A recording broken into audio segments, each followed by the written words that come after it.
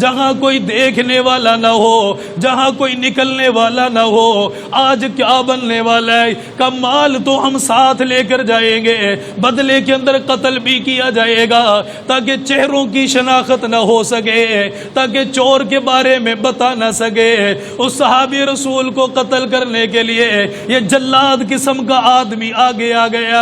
صحابی رسول نے نظر آسمان کی طرف اٹھائی ہے، کہنے لگا زندگی کی پرواہ کوئی نہیں ہے، اللہ کے نام پر قربان ہو جائے یا اللہ کے نام پر چلی جائے، میں اپنی جان کے لیے نہیں روتا۔ جتنی زندگی کم ہوگی اتنا حساب کم ہو جائے گا۔ صحابی رسول نے فرمایا ہاں اتنی تمنا ضرور ہے، صرف آخری دفعہ 4 رکعت نماز کی نیت باندھنے دے، مجھے 4 رکعت نماز نفل ادا کرنے دے۔ کیسا صحابی رسول ہے، ادھر موت سر کے اوپر کھڑی ہوئی ہے، ادھر وہ تلوار کو لہرا رہا ہے، ادھر ان کے کہہ کے لگ رہے ہیں، اور پتہ چند منٹوں کے بعد قتل کر دیا جائے گا، چند منٹوں کے بعد شہید کر دیا جائے گا۔ صحابی رسول نے فرمایا پرواہ نہیں ہے، اللہ کو راضی کرنے کے لیے آیا، صرف 4 رکعت نماز نیت باندھنے کی اجازت دے دے۔ انہوں نے آپ کو اجازت دے دی ہے۔ صحابی رسول نے مصلی بچھا لیا۔ وہ وقت کتنا پیارا تھا جب مسافر آدمی گھر کے اندر سے نکلتا سب سے پہلے جائے نماز کو ساتھ لیتا، سب سے پہلے مصلی ساتھ لیتا۔ آج بھی عربوں کے اندر روایت موجود ہے۔ الحمدللہ نحمده ونستعینه ونستغفره ونؤمن به ونتوکل علیہ ونعوذ باللہ من شرور انفسنا ومن سیئات اعمالنا من يهده الله فلا مضل له ومن يضلله فلا هادي له ونشهد أن لا إله إلا الله وحده لا شريك له ونشهد أن سيدنا وسندنا وحبيبنا ومولانا محمدا عبده ورسوله أرسله بالحق بشيرا ونذيرا أما بعد أعوذ بالله من الشيطان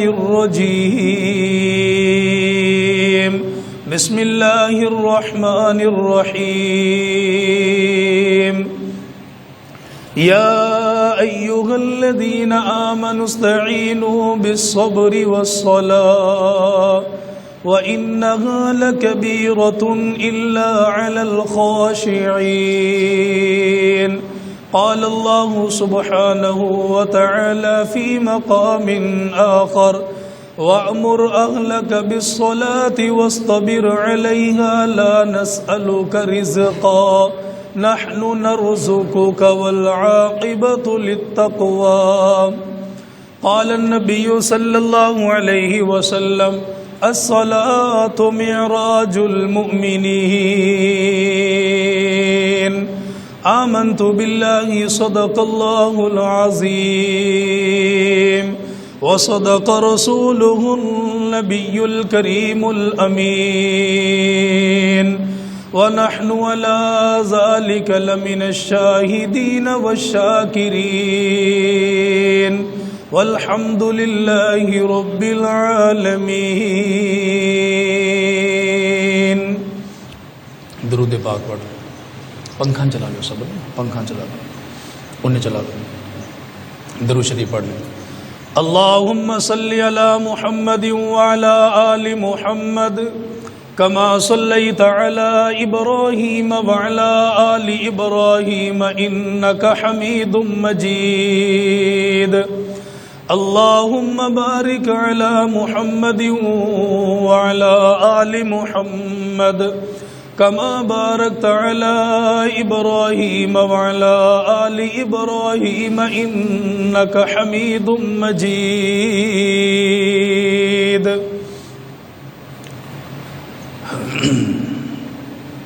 انتہائی واجب الاحترام بھائیوں، دوستوں اور بزرگوں، اللہ رب ذوالجلال کی ذات کا بہت بڑا احسان اور کرم ہے کہ اللہ تعالیٰ نے ہم سب کو اپنے گھر میں آنے کی توفیق نصیب فرمائی۔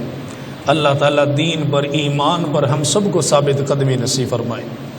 قرآن کریم کی چند آیات مبارکہ میں نے تلاوت کی ہیں، ان سب آیت کردہ آیات میں اللہ تعالیٰ نے نماز کو حکم دیا ہے، اور نماز وہ جو اللہ تک بندے کو پہنچا دیتی ہے۔ خود بھی نماز پڑھنا، اپنی آل اولاد کو نماز کی نصیحت کرنا، یہ قرآن کریم کے اوامر سے ثابت ہے۔ اور اللہ تعالیٰ فرما رہے یا ایھا الذین آمنو، اے وہ لوگوں جو ایمان لے کر آئے ہو۔ ہم سے کہا ہے جو ایمان لے کر آئے، جس نے بھی یہ کلمہ پڑھا ہے لا الہ الا اللہ محمد الرسول اللہ، وہ سارے ایمان والے ہیں، ان سے اللہ کہہ رہا ہے یا ایھا الذین آمنو، اے وہ لوگوں جو ایمان لے کر آئے ہو، استعینوا، مدد مانگو، بالصبر والصلاۃ، صبر اور نماز کے ذریعے سے۔ اب اللہ سے مدد مانگنے کے دو راستے ہیں، ایک نماز اور دوسرا صبر۔ سورہ لقمان کے اندر اللہ تعالیٰ فرما رہے ہیں، حضرت لقمان علیہ السلام نے اپنے بیٹے کو جب بلایا تو انہوں نے اپنے بیٹے کو بلانے کے بعد چند نصیحتیں کی۔ ان کے اندر کچھ نصیحتیں یہ تھی، یا بنیا اقیم الصلاۃ، اے میرے بیٹے نماز کی پابندی کرنا، نماز کو قائم کرنا، وَأْمُرْ أَهْلَكَ بِالصَّلَاةِ، اور آگے اللہ تعالیٰ فرما رہے وَأْمُرْ أَهْلَكَ، اور حکم کرو اپنے گھر والوں کو، کس چیز کا؟ بالصلاۃ، نماز کا حکم کرو۔ اب قرآن کریم کے اندر تقریباً 750 دفعہ اللہ تعالیٰ نے نماز کو حکم دیا ہے، اور بار بار اللہ تعالیٰ نے نماز کی تلقین فرمائی ہے۔ اس سے بات یہ سمجھ میں آئی کہ نماز کے بغیر گزارا نہیں ہے، نماز کے بغیر گزارا نہیں ہے۔ جب تک نماز زندگی کے اندر نہیں آئے گی سکون نہیں آ سکتا۔ بزرگوں کے واقعات ہیں، اکابرین کے واقعات ہیں، سلف صالحین انبیاء کے واقعات ہیں۔ حضرت ابراہیم علیہ السلام جب اپنے قوم کو چھوڑ کر نکلے، یہ واقعات آپ نے سنے۔ میں صرف نشاندہی کروں گا کہ اللہ نے نماز کے ذریعے کیسی مدد فرمائی۔ یہ جب اپنی بیوی کو ساتھ لے کر نکلے، ایک جنگل کے اندر سے نکلنے لگے تو بادشاہ نے، اس کے سپاہیوں نے ان کے گھر والوں کو گرفتار کیا، اور بادشاہ کا ارادہ برا تھا۔ حضرت سارہ جب ان کے دربار کے اندر پہنچی ہے تو وہاں پہنچنے کے بعد حدیث کی کتابوں کے اندر ترمذی شریف کی روایت ہے، حضرت سارہ کو اللہ نے حسن و جمال بڑا عطا فرمایا تھا۔ واقعہ پورا سنانا میرا مقصد نہیں ہے، میں صرف اشارہ کر رہا ہوں کہ نماز کے ذریعے وہ لوگ مدد مانگتے تھے۔ اصل جو کام تھا وہ آج ہم سے چھوٹ چکا ہے۔ حضرت سارہ کو دربار کے اندر لایا گیا، بادشاہ کی نیت خراب ہوئی، حضرت سارہ کی طرف بڑھنا چاہتا ہے، آپ نے فرمایا کچھ دیر کی مہلت دو۔ اس نے کہا ٹھیک ہے، 2 رکعت نماز کی نیت باندھی ہے، بیوی بھی نماز پڑھ رہی ہے، ابراہیم علیہ السلام بھی نماز پڑھ رہے ہیں۔ مشکل ایسی ہے کہ حالات کہتے ہیں ٹل نہیں سکتی، چونکہ یہ بادشاہ اتنا درندگی والا تھا، کسی عورت کو، حسین و جمیل عورت دیکھتا تو نہیں چھوڑتا تھا۔ اب حضرت سارہ نبی کی بیوی ہو تو خوبصورت نہ ہو، کیسے ہو سکتا ہے؟ اس نے برائی کا ارادہ کیا، اللہ کی بندی 2 رکعت نماز نیت باندھتی ہے، اور نماز پڑھنے کے بعد دعا کے اندر مصروف ہے۔ کہتے سوکڑے کا مرض لگا، ساتھ ساتھ اللہ تعالیٰ نے ایسا غلبہ طاری کیا کہ بادشاہ حضرت سارہ کو دیکھ کر اسی وقت بے ہوش ہو کر گر پڑا۔ یہ ترمذی شریف کی صحیح روایت ہے، اور مواعظ جمعہ کے اندر موجود ہے کہ اسے سوکڑے کا مرض لگا۔ 3 دفعہ ایسا ہوا، بالآخر بادشاہ نے پوچھا کہ تو کون ہے، کہاں سے آئی ہے، یہ مدد کیسے ملتی ہے؟ کہ میرا کہاں اتنی قوت اور اتنی طاقت کہ ہم آپ کو یہ مقام تک پہنچا سکیں، میں نے تو نماز پڑھی، اللہ سے مدد مانگی، اللہ نے میری مدد فرمائی، اللہ نے مدد فرمائی ہے۔ تو ایک عورت کی عزت محفوظ ہوئی، کس کی وجہ سے؟ نماز کی وجہ سے۔ نماز کی وجہ سے اللہ تعالیٰ نے اس کی عزت کو محفوظ فرمایا۔ اور نماز کے ذریعے لوگ اپنے بڑے بڑے کام حل کروایا کرتے تھے، اللہ تعالیٰ سے مدد مانگتے تھے اور مدد ملا کرتی تھی، مدد ملا کرتی تھی۔ حضرت مریم علیہ السلام ماں ہیں حضرت عیسیٰ علیہ السلام کی۔ جب مریم علیہ السلام جب پیدا ہوئی نا تو اس کے والد نے اور والدہ نے دونوں نے نظر مانی کہ اگر اللہ نے ہمیں بیٹا دیا تو ہم اسے بیت المقدس کی صفائی کے لیے، اس کی خدمت کے لیے اسے وقف کر دیں گے، ہم نہیں کہیں گے ہمارا بیٹا ہے، ہم اللہ کے نام پر آزاد کر دیں گے۔ اللہ جانے، یہ جانے، لیکن پیٹ کے اندر کیا ہے یہ کون جانتا ہے بھائی؟ ہم یہ کہتے ہیں الٹرا ساؤنڈ بتاتی ہے، مشینیں بتاتی ہیں، یہ اس وقت نہیں بتا سکتی جب پہلا نطفہ ہوتا ہے، جب پہلا دن، اس وقت نہیں بتا سکتی، یہ اس وقت بتاتی ہے جب چہرہ بنتا ہے، جب اعضاء بنتے ہیں، اعضاء کے ذریعے سے نشاندہی ہوتی ہے، اس وقت یہ شناخت معلوم ہوتی ہے، اس سے پہلے نہیں ہوتی۔ تو والدہ مریم نے نظر مان لی، اگر بیٹا ہوا تو اللہ کے نام پر آزاد کروں گی۔ غیب کا علم تو اللہ کے پاس ہے نا۔ حضرت عمران بھی نظر مان رہے، یہ کون ہے؟ حضرت مریم علیہ السلام کے والد ہیں، یہ بھی نظر مان کر بیٹھے ہوئے ہیں، اور قرآن کریم اس کا نقشہ پیش کر رہا ہے۔ اللہ رب ذوالجلال نے ارشاد فرما دیا وَإِذْ قَالَتِ امْرَأَتُ عِمْرَانَ رَبِّ إِنِّي نَذَرْتُ لَكَ مَا فِي بَطْنِي مُحَرَّرًا فَتَقَبَّلْ مِنِّي إِنَّكَ أَنْتَ السَّمِيعُ الْعَلِيمُ۔ والدہ مریم نے نظر مان لی، اللہ اگر بیٹا مل گیا تیرے نام پر آزاد کروں گی، تیرے نام پر اسے وقف کر دیا جائے گا، یہ بیت المقدس کے اندر رہا کرے گا، نمازیوں کی جوتیوں کو سیدھا کرے گا، صفائی جھاڑو کرے گا، اللہ میں اپنا حق نہ جتاؤں گی۔ فرمایا وہ وقت بھی آ گیا جب اللہ تعالیٰ نے ان کو اولاد دینے کا فیصلہ فرما لیا۔ حضرت مریم علیہ السلام دنیا کے اندر آ گئی ہے۔ والدہ مریم نے جب چہرہ دیکھا تو پریشان ہو گئی، اللہ میں نے تو بیٹا مانگا، یہ تو مجھے بیٹی مل گئی ہے، اللہ اسے کیسے آپ کے نام پر آزاد کروں گی، کیسے بیت المقدس کے اندر آزاد کر کے چھوڑ دوں گی۔ اللہ تعالیٰ نے فرما دیا میری مریم کی والدہ آپ نے نظر مانی ہے، اپنی نظر کو پورا کرنا پڑے گا، حضرت مریم علیہ السلام کو لے جانا پڑے گا۔ حضرت مریم علیہ السلام کو گود کے اندر اٹھایا، بیت المقدس کے اندر لے کر آ گئی ہے، وہاں پر نمازی موجود ہے، مسجد کی خدمت کرنے والے لوگ موجود ہیں، مسجد کے اندر عبادت کرنے والے لوگ موجود ہیں، اللہ کو یاد کرنے والے موجود ہیں۔ حضرت زکریا علیہ السلام بھی ان کے درمیان میں موجود ہے۔ والدہ مریم نے گود کے اندر معصوم بچی کو اٹھایا اور لے کر آ گئی اور کہنے لگی نمازیوں اللہ کے نام پر وقف کرنے کے لیے آئی ہوں، اسے قبول فرما لیجئے۔ اب نمازیوں کے اندر یہ بحث ہونے لگ گئی ہے، اتنی مقدروں والی بچی اللہ نے جو عطا فرمائی ہے، جو اس کی تربیت کرے گا وہ بھی مقدروں والا بنے گا، جو اس کی کفالت کرے گا وہ بھی نصیبوں والا بن جائے گا۔ حضرت والدہ مریم نے آپ کو چھوڑ دیا، لوگوں کے اندر جب اختلافات بڑھنے لگے، قرہ ڈالا گیا، پہلی دفعہ قرہ نکلا حضرت زکریا علیہ السلام کے نام پر ہے، پھر دوسری دفعہ قرہ نکل آیا آپ کے نام پر نکلا، پھر تیسری دفعہ قرہ ڈالا گیا، حضرت زکریا علیہ السلام کے نام پر قرہ نکلا۔ زکریا علیہ السلام کون ہے؟ یہ رشتے کے اندر حضرت مریم کا خالو لگتا ہے، آپ نے اپنی کفالت کے اندر لے لیا، ان کو پالنا شروع کر دیا، ان کی کفالت کے انتظامات کو مکمل کر لیا گیا۔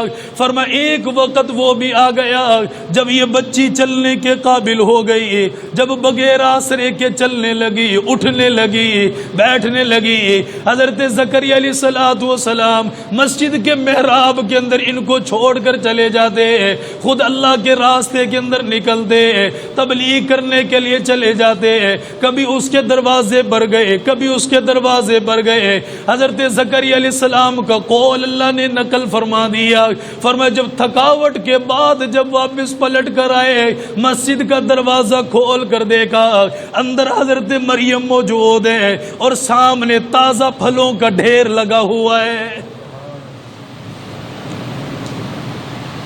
دیکھ کر حیران ہو گئے, سوال کر ڈالا اور کہنے لگے مریم یہ پھل آپ تک کس نے پہنچا دیا؟ یہ رزق آپ کے پاس کون لے کر آ گیا؟ یہ تازہ قسم کے پھل آپ کے پاس موجود ہے, یہ بے موسمی پھل آپ کے پاس موجود ہے. حضرت مریم علیہ السلام نے نظریں آسمان کی طرف اٹھائی ہے. یہ بچی بھی تو کوئی معمولی نہیں ہے, یہ بھی تو نبی کی والدہ بننے والی ہے. حضرت مریم علیہ السلام نے نظریں آسمان کی طرف اٹھائی اور کہنے لگی قالت ہوا من عند اللہ, فرمایا یہ میری مرضی کے ساتھ نہیں ہے, ان پھلوں کو بھیجنے والی اللہ کی ذات ہے. اب یہاں سنیے, میں صرف یہ بتا رہا ہوں نماز کے ذریعے مدد اترتی ہے. نماز کے ذریعے لوگ اپنی جھولیاں بھروایا کرتے تھے, ان کی جھولیاں بھری جاتی تھی. سیدہ مریم علیہ السلام سے سوال کیا گیا یہ پھلوں کو لے کر کون آیا؟ آپ تک پھلوں کو پہنچانے والا کون ہے؟ اللہ کی معصوم بندی کہہ رہی ہے یہ اللہ کی طرف سے مجھے دیا گیا, ان پھلوں کا انتظام اللہ کی طرف سے ہوا. حضرت زکریا علیہ السلام نے سن لیا, یقین کر کے بیٹھ گئے. آج میرے تیرے جیسا ہوتا شاید یقین بھی نہ کرتا, اعتبار بھی نہ کرتا, بھروسہ بھی نہ کرتا. اللہ تعالیٰ بند تالوں کے اندر کیسے رزق پہنچائے گا, بند دروازوں کے اندر کیسے رزق پہنچائے گا. لیکن ان کا یقین ہے جو چوٹیوں کو بند سوراخ کے اندر رزق دے سکتا ہے, جو دریا کے اندر مچھلیوں کے لیے رزق کا انتظام کر سکتا ہے, وہ بند تالوں کے اندر رزق کا انتظام کیوں نہ کرے گا. حضرت زکریا علیہ السلام نے دیکھ لیا, آنکھوں کے اندر آنسو آ گیا, رونے لگ گئے, علیحدہ چلے گئے, محراب کے اندر آ کر کھڑے ہو گئے. اللہ تعالیٰ نے فرمایا ادا تو دیکھو آج پتہ چلا, غیب سے رزق بھی مل گیا, بن مانگے اللہ نے پھل بھی عطا فرما دیے. اب نبی کی آنکھوں میں آنسو آ گیا. حضرت زکریا علیہ السلام رونے لگ گئے, فرمایا میرے اللہ آپ کو معلوم ہے میری کمر کے اندر جھکاؤ پیدا ہو گیا, میرے منہ کے اندر دانت تک کم رہ گئے, اللہ میری داڑھی سفید ہو گئی, میرے سر کے بال بھی سفید ہو گئے, میری اللہ میں آپ سے اولاد مانگنے کے لیے آیا. جب آپ بے موسمی پھل مریم کو دینے کے لیے تیار ہے, وہاں پر آپ نے انتظام فرما دیا. اللہ میں آپ کا نبی بن کر آیا, اللہ میں نے آپ کے دین کا بول بالا کر دیا. میری اللہ میری بھی مدد فرما دے, میں آپ سے اولاد مانگنے کے لیے آ گیا. اولاد مانگنے کا طریقہ دیکھو کتنا پیارا اپنایا. کسی ولی سے مانگنے کے لیے نہیں گئے, کسی بزرگ سے مانگنے کے لیے نہیں گئے, کسی نبی کے سامنے دامن نہیں پھیلایا. نبی کو پتہ ہے اولاد ملے گی اللہ کی بارگاہ سے ملے گی. حضرت زکریا علیہ السلام نے دعا کے لیے ہاتھ اٹھا لیا, اللہ نے فرشتہ روانہ کر دیا, فرمایا جا کر میرے زکریا کو بتا دو اولاد اللہ عطا فرمائے گا, معمولی بیٹا نہیں ملے گا, وہ بیٹا بھی اللہ تعالیٰ آپ کے بعد اسے نبی بنا کر بھیجے گا, اور ایسا بیٹا ملے گا. کسی کا نام رکھنے کے لیے باپ آ گیا, کسی کا نام رکھنے کے لیے دادا دادی آ گئے, کسی کا نام رکھنے کے لیے نانا نانی آ گئے. فرمایا میرے زکریا بیٹا بھی دوں گا, اس کا نام بھی میں خدا خود رکھوں گا. ایسا بیٹا دوں گا, نام بھی اس کا میں خود رکھوں گا. اب دیکھو فنادتہ الملائکہ, اس کی پکار کو سنا, ملائکہ اس کے پاس آئے, فرشتے آئے. جب حضرت زکریا علیہ السلام نے پکارا, اور وہ کس حالت کے اندر تھے, وَهُوَ قَائِمٌ يُصَلِّي فِي الْمِحْرَابِ, کہ وہ محراب کے اندر کھڑے ہو کر نماز پڑھ رہے تھے. کیا کر رہے تھے بھائی؟ نماز. محراب کے اندر کھڑے ہو کر نماز پڑھ رہے تھے. آگے فرمایا وَهُوَ قَائِمٌ يُصَلِّي فِي الْمِحْرَابِ أَنَّ اللَّهَ يُبَشِّرُكِ بِيَحْيَىٰ, خوشخبری دی آپ کو یحییٰ علیہ السلام کی, جو آپ کا بیٹا جو اللہ آپ کو دے گا, اس کا نام بھی کس نے رکھا ہے بھائی؟ اللہ نے رکھا ہے. تو اللہ تعالیٰ نے بیٹے کی نعمت عطا فرمائی بڑھاپے کے اندر, کس کے ذریعے سے؟ نماز کے نماز کے ذریعے سے شکر ادا ہوگا بہترین صورت کے اندر، وہ نماز کی حالت میں۔ اس سے زیادہ شکر کون اچھا ادا کر سکتا ہے؟ وہ نماز کی حالت کے اندر ہے۔ کہتے بڑھاپے کے اندر اولاد کی نعمت ملی، اللہ نے نماز کے ذریعے سے عطا فرمائی۔ ایک صحابی رسول ہے، انصاری صحابی ہیں، انصاری صحابی، مہاجر نہیں ہے، انصاری ان کو کہتے ہیں جنہوں نے مکہ چھوڑنے والوں کے ساتھ بھرپور تعاون کیا کہ بھائی تمہارے ماں باپ رہ گئے کوئی بات نہیں، ہم تمہارے ساتھ ہیں، تمہاری زمینیں وہاں پر رہ گئی کوئی بات نہیں، ہماری زمینیں، میرے پاس 2 کھیت ہے، ایک تو رکھ لے۔ ہاں جی، یہ ہے، انہوں نے بھرپور تعاون کیا۔ کہتے ایک انصاری صحابی ہے، یہ لوگ تجارت کرتے تھے، بڑی بڑی تجارت ان کے پاس ہوتی تھی۔ یہ حضرت ابو یعلق انصاری رضی اللہ تعالیٰ عنہ صحابی ہے، شاید آپ نے نام بھی پہلی دفعہ سنا ہو۔ یہ صحابی ہے، تجارت کرتا ہے، بڑا مال لے کر آتا ہے، اللہ نے اس کے ہاتھ کے اندر بڑی برکت رکھی۔ وہ ہماری طرح تھوڑی تھے ہم کاروبار کریں بغیر نماز کے، وہ اپنی صبح کا آغاز کرتے تو نماز پڑھنے کے بعد کرتے تھے۔ کتنی پیاری زندگیاں تھیں یار۔ یہ بڑا کاروبار کرتے، بڑی تجارت کرتے تھے۔ امام الانبیاء تاجدار مدینہ صلی اللہ تعالی علیہ وسلم کا پیارا صحابی ہے، تجارت کے لیے اپنا مال لے کر مدینے کے اندر سے روانہ ہوا۔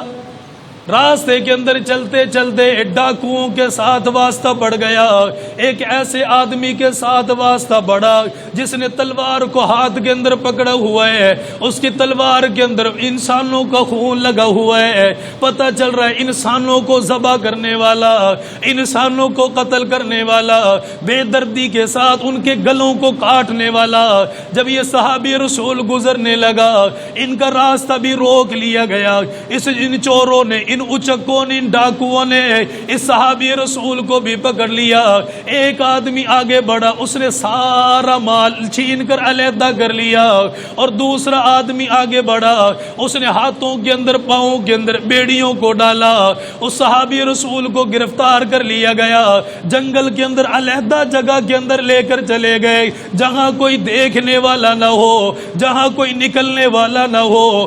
آج کیا بننے والا ہے؟ کمال تو ہم ساتھ لے کر جائیں گے، بدلے کے اندر قتل بھی کیا جائے گا تاکہ چہروں کی شناخت نہ ہو سکے، تاکہ چور کے بارے میں بتا نہ سکے۔ اس صحابی رسول کو قتل کرنے کے لیے یہ جلاد قسم کا آدمی آگے آ گیا۔ صحابی رسول نے نظر آسمان کی طرف اٹھائی ہے اور روتے ہوئے کہنے لگا، زندگی کی پرواہ کوئی نہیں ہے، اللہ کے نام پر قربان ہو جائے یا اللہ کے نام پر چلی جائے، میں اپنی جان کے لیے نہیں روتا، جتنی زندگی کم ہوگی اتنا حساب کم ہو جائے گا۔ صحابی رسول نے فرمایا، ہاں اتنی تمنا ضرور ہے، صرف آخری دفعہ 4 رکعت نماز کی نیت باندھنے دے، مجھے 4 رکعت نماز نفل ادا کرنے دے۔ کیسا صحابی رسول ہے، ادھر موت سر کے اوپر کھڑی ہوئی ہے، ادھر وہ تلوار کو لہرا رہا ہے، ادھر ان کے کہہ کے لگ رہے ہیں، اور پتہ چند منٹوں کے بعد قتل کر دیا جائے گا، چند منٹوں کے بعد شہید کر دیا جائے گا۔ صحابی رسول نے فرمایا، پرواہ نہیں ہے، اللہ کو راضی کرنے کے لیے آیا، صرف 4 رکعت نماز نیت باندھنے کی اجازت دے دے۔ انہوں نے آپ کو اجازت دے دی ہے۔ صحابی رسول نے مصلی بچھا لیا۔ وہ وقت کتنا پیارا تھا جب مسافر آدمی گھر کے اندر سے نکلتا، سب سے پہلے جائے نماز کو ساتھ لیتا، سب سے پہلے مصلی ساتھ لیتا۔ آج بھی عربوں کے اندر روایت موجود ہے، کسی بھی گاڑی والے کو روک کر پوچھ لینا، جائے نماز پاس میں موجود ہوگا، پیدل چلنے والا جائے نماز ساتھ لے کر چل رہا ہے۔ انہوں نے اپنی روایت کو برقرار رکھا ہوا۔ صحابی رسول نماز کے اندر مشغول ہو گیا، فرمایا 4 رکعات کو مکمل کر لیا گیا، دعا کے اندر مصروف ہو گیا۔ یہ جلاد آدمی کہہ کے لگا رہا ہے، جلدی کر جلدی کر، یہ تیری 4 رکعت نماز تجھے بچا نہیں سکتی ہے، آج تجھے بچانے والا کوئی نہیں۔ صحابی رسول نے ہاتھ اٹھا لیا اور رو کر کہنے لگا اللہ آپ کے نبی کی زبان سے سنا، زمین کو بنانے والے آپ ہیں، آسمانوں کو بنانے والے آپ ہیں، حفاظت کا ذمہ آپ نے اٹھایا ہوا، پروردگار میں مانگ رہا ہوں میرے مال کی بھی حفاظت فرما، میری جان کی بھی اس جلاد سے حفاظت فرما۔ صحابی کہتا میں نماز کے اندر مشغول، یہ کہہ رہا جلدی کر بھائی جلدی کر، میں دعائیں مانگ رہا ہوں۔ اچھا ان کے پاس جو دعائیں تھیں نا وہ پڑھتے نہیں تھے، وہ دعائیں مانگتے تھے، وہ دعائیں مانگتے تھے۔ آج ہمارا دعاؤں کے اندر دل لگتا ہی نہیں ہے۔ اس نے دعا مانگی اور الفاظ کا چناؤ بڑا خوبصورت، اللہ زمین اور آسمان کی رونقیں تیرے ہی نور کے ساتھ ہیں، تو ہی ہے مدد کرنے والا۔ نماز پڑھی، دعا کے اندر مشغول، کہتا ہے ابھی میں کھڑا بھی نہ ہوا تھا کہ میں نے کسی کو آتے ہوا دیکھا، ہاتھ کے اندر اس کے تلوار ہے، اس نے ایک وار کے اندر ان کو ذبح کیا، ذبح کر کے جب واپس جانے لگا تو صحابی رسول کہتا ہے میں نے دامن پکڑا، میں نے کہا تو کون ہے؟ نہ میں تجھے جانتا ہوں نہ تو مجھے جانتا ہے، چہرہ تیرا میں نے پہلی دفعہ دیکھا ہے، تو کہاں سے آیا؟ اس نے کہا پہچانا نہیں؟ کہا نہیں، کہا میں پہلے آسمان کا فرشتہ ہوں، میں پہلے آسمان کا فرشتہ ہوں۔ جب تو نے نماز پڑھی، اللہ سے دعا مانگی، اللہ نے آسمانوں سے تیری مدد کے لیے مجھے بھیج دیا تھا۔ اندازہ لگاؤ، نماز کے ذریعے سے مسائل کو حل کروا رہے، نماز کے ذریعے سے۔ بدر کا مقام ہے، صحابہ کی تعداد 313 ہے، کتنی ہے بھائی؟ 313 ہے، اور مقابلے کے اندر آنے والے لوگ 1000 ہیں، 3 گنا زیادہ۔ وہ مقابلے کے اندر آنے والے کہتے دندنا رہے تھے، سامان پورا تھا، گھوڑے پورے تھے، سواریاں پوری تھی، تلواریں پوری تھی، لشکر جم غفیر زیادہ تھا، اور ان کو یہ بھی اعتماد تھا کہ آج حضور کے ساتھ ساتھ نعوذ باللہ آپ کی جماعت کو بھی ختم کر دیا جائے گا۔ کہتے اگلے دن جب مارکا ہونا تھا نا، کم سے کم میں اور آپ اپنے نبی کی زندگی کو پڑھے تو صحیح کہ میرے نبی ہمیں تعلیم کون سی دے کر گیا، کیا وہ تعلیم آج ہمارے پاس موجود ہے؟ ہاں جی، میں گنہگار، میں خود اپنے آپ کو گنہگار ٹھہراتا ہوں سب سے پہلے، لیکن حضور کے یہ آخری الفاظ تھے الصلاۃ الصلاۃ الصلاۃ۔ باپ رخصت ہونا، اس کے زبان سے جب آخری جملہ نکلے اولاد ساری زندگی اس کی قدر کرتی ہے، اور میرے نبی کی زبان سے آخری جملہ الصلاۃ الصلاۃ الصلاۃ، نماز نماز نماز۔ کیا ہمارے ہاں اتنی بھی اہمیت نہیں ہے حضور کی؟ ساری رات حضور روتے رہے، نماز کی نیت باندھی۔ اچھا لشکر اکٹھا کرنے کا نہیں کہا چلو مدینے کے اندر جو لوگ باقی رہ گئے ان کو بھی بلا لو بھائی، ایسا نہیں کیا، نماز کی نیت باندھی، روئے، بے تحاشا روئے، بے تحاشا روئے، اللہ کے نبی بے تحاشا روئے۔ امام الانبیاء سرکار مدینہ صلی اللہ تعالی علیہ وسلم نے نماز کی نیت باندھ لی، عشاء کے بعد کا وقت ہے، صحابہ فرماتے حضور نے ساری رات گزار دی، ساری رات نماز کے اندر کھڑے رہ گئے، اللہ کے سامنے قیام فرمایا، فرمایا جب نماز کو مکمل کر لیا پھر دعا کے اندر مشغول ہو گئے، اتنا زیادہ دعاؤں کے اندر روتے رہے۔ حضرت ابو بکر صدیق نے دیکھ لیا آپ کو اللہ کے نبی کی ذات کے اوپر ترس آ گیا، آپ کو اللہ کے نبی کے اوپر رونے کے اوپر رحم آ گیا۔